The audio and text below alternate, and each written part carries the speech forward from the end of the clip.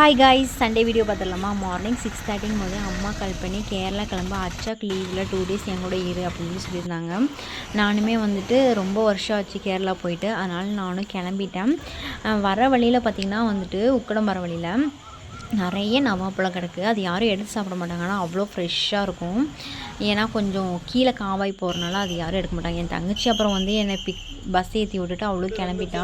கொஞ்சம் சங்கட்டமாக இருந்துச்சு அவளை விட்டுட்டு வர்றதுக்கு. ஏன்னா வந்துட்டு ரொம்ப நாள் ஆச்சு அவளை விட்டு எங்கேயுமே நான் தனியாக போனதே இல்லை. 2 பேர் தான் போவோம். அதுக்கப்புறம் கொஞ்சம் சங்கடமாக இருந்துச்சு. சரி 2 நாள் தானே சொல்லிட்டு நினச்சிட்டேன். அதுக்கப்புறம் பார்த்திங்கன்னா வந்துட்டு நல்ல காற்று, கோயம்புத்தூர் ஃபுல்லாகவே சரியான காற்றாக தான் இருந்துச்சு. அது மட்டும் இல்லாமல் பார்த்திங்கன்னா ஒவ்வொரு சில இடத்துலலாம் வந்துட்டு சரியான மழையுமே இருந்துச்சு. அதுக்கப்புறம் தான் வந்துட்டு இந்த பஸ்ஸு, ஐயோ இந்த சேக்கல்முடி பஸ்ஸு, நான் வந்து வால்பாறை போகணுன்னு நினைக்கும் போது இந்த பஸ்ஸை பிடிக்கிறக்கு ஓடி வருவேன்.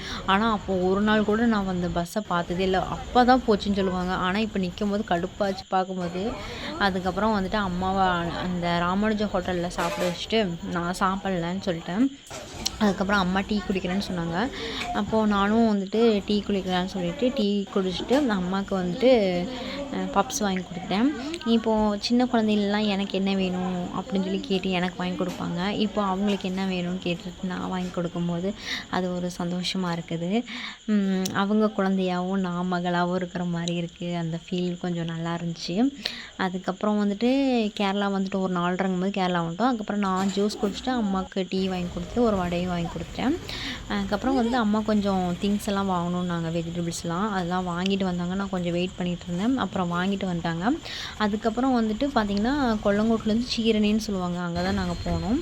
அந்த இடத்துக்கு வந்து பஸ்ஸெல்லாம் போகாது. ஏன்னா வந்து அந்த பிளேஸ் வந்துட்டு ரொம்ப குறுகலான ரோடு தான். இந்த காட்டுறேன் பார்த்திங்களா, இந்த மாதிரி தான் ரோடு இருக்கும். அதனால் அங்கே வந்துட்டு ஆட்டோ மட்டும்தான் போகும், பஸ்ஸெல்லாம் போகாது.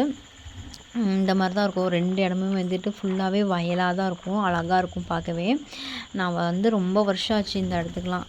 கொஞ்சம் 2-3 வருஷமே இருக்கும்னு நினைக்கிறேன் அப்போ வந்தது. அதுக்கடுத்து நான் வரவே இல்லை.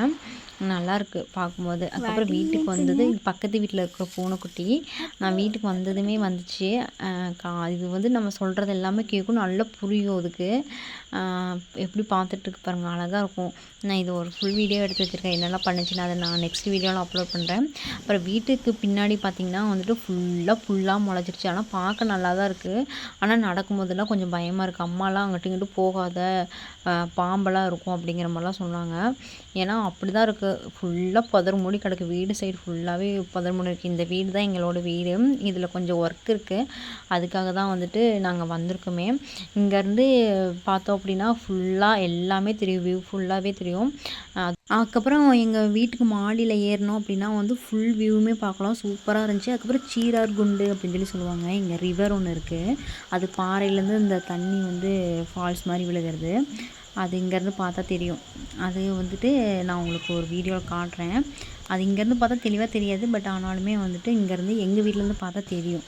அதுக்கப்புறம் வந்துட்டு வீட்டை சுற்றி நிறைய இருக்குது, அதெல்லாம் வந்துட்டு ஒவ்வொரு நாளாக காட்டுறேன். அதுக்கப்புறம் ஒரு 6:30 இந்த மாதிரி தான் கிளைமேட் இருந்துச்சு. ஓகே, நெக்ஸ்ட் வீடியோவில் பார்க்கலாம்.